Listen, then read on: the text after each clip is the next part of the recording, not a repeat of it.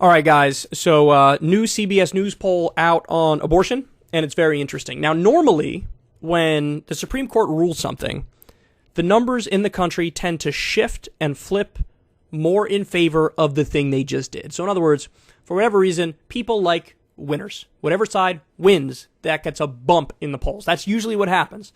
Let's see what happened on this issue of abortion. CBS News poll.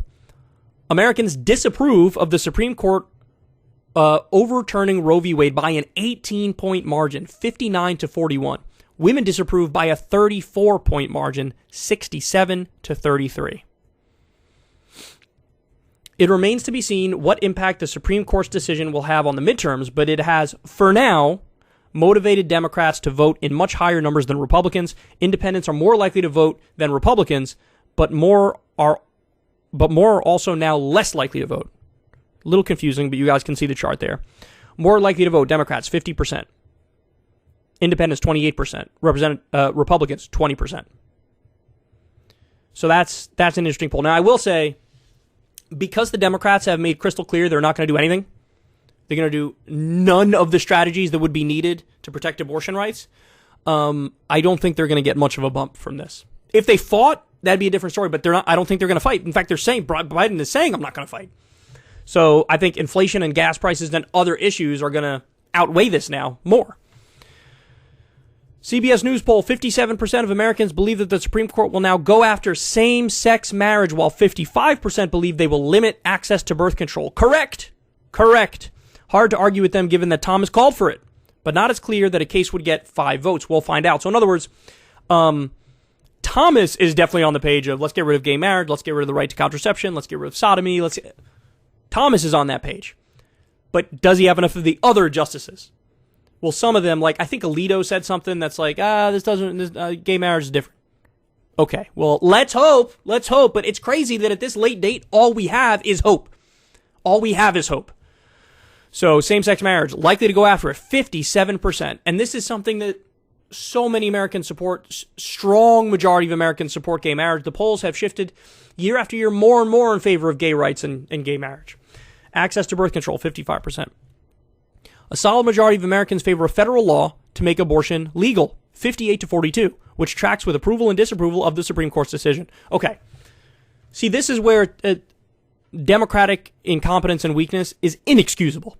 Because all you have to do is say, with 51 votes, we are doing an exception to the filibuster on this particular issue. Just this issue. Now, I think they should go further and just get rid of the filibuster, or at the very least, go back to the talking filibuster where you actually make them filibuster in order to block something.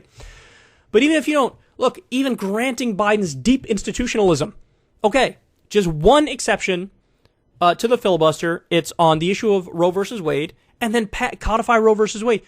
Codify Casey, which is the later case, which is slightly more restrictive, but it's still, that was the law of the land. Codify that. Pass it. Look, Manchin said, these justices lied to us. I'm surprised that they did this. Okay, so there's an open door there. Talk to Manchin. Get something done on abortion with 51 votes. You'll be able to get something. You will be able to get something. But you have to want to do it. And Biden doesn't want to do it. Because Biden has a history of being center-right on abortion. So even though 58% of the country is like, do this, they ain't going to do it. Astonishing. Okay, so anyway, there you go. Those are the polls. There has been a slight change in the polls. It was even more. One poll had like 70% support Roe versus Wade, from a couple months ago. Now it's whatever it is, 59%. It's still a huge number, but we did see the winner effect. With the side that won, it got a slight tick in that direction. But still, a strong majority of the American people are on what I think is the right side of this. So it's the thing that frustrates me more than anything is that no matter what issue we talk about, in American politics, it seems like these numbers don't matter. They don't matter. 70% support Medicare for all. Doesn't matter. During the pandemic, a strong majority, nearly 60% of the country supported UBI. Doesn't matter. 90% universal background checks. Doesn't matter. By the way, the president did sign that compromise piece of legislation that came out of the Senate on gun reform. So we got something, but it doesn't even include a universal background check. Again, to my main point, the point I was trying to make, which is it's so frustrating when every day you see these polls and you see the numbers. Reliably, what's viewed as the quote-unquote left position, although I would say they're really moderate positions, those positions are popular and we don't get them, and the Democratic fight for it is vote more, donate.